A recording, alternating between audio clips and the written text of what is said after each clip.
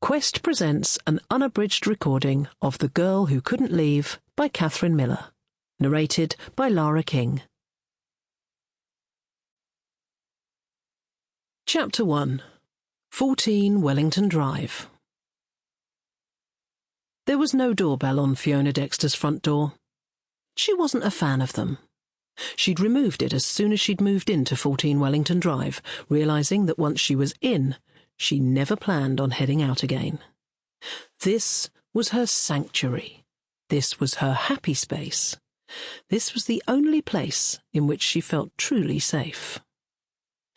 There was an undisputable comfort in being away from danger, one that she was still indulging in 5 years on, much to her mother's dismay.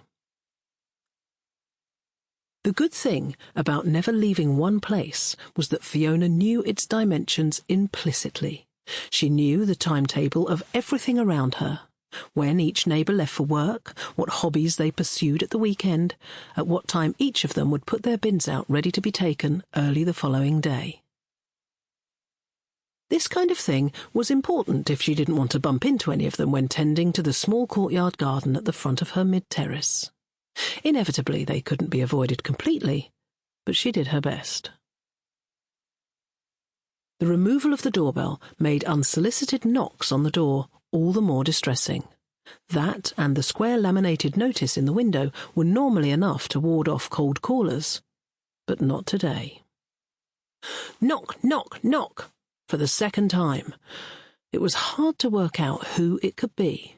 Most visits she knew to expect, shopping deliveries, her parents' weekly visit, takeaway orders. But there was the odd occasion, like now, when the knock at the door was unscheduled, which, especially when the caller went for a double knock, was terrifying. It made her palms sweat. With an inadequate view from where she was, Fiona tiptoed from her office in the box room of her 3-bed property to investigate, all the while willing whoever it was to disappear. Go away.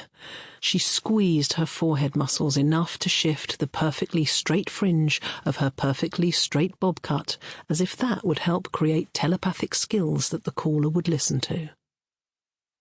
Failing that non-existent talent, she hoped, if she left it long enough, they would give up. It was likely to be a parcel for a neighbour, most of whom she only knew by which number they lived at. Not so much a first-name basis, more of a casually spying on their lives kind of affair. The only exception was Reuben, who lived next door at number 16. He'd introduced himself as soon as she'd... Sample complete. Ready to continue?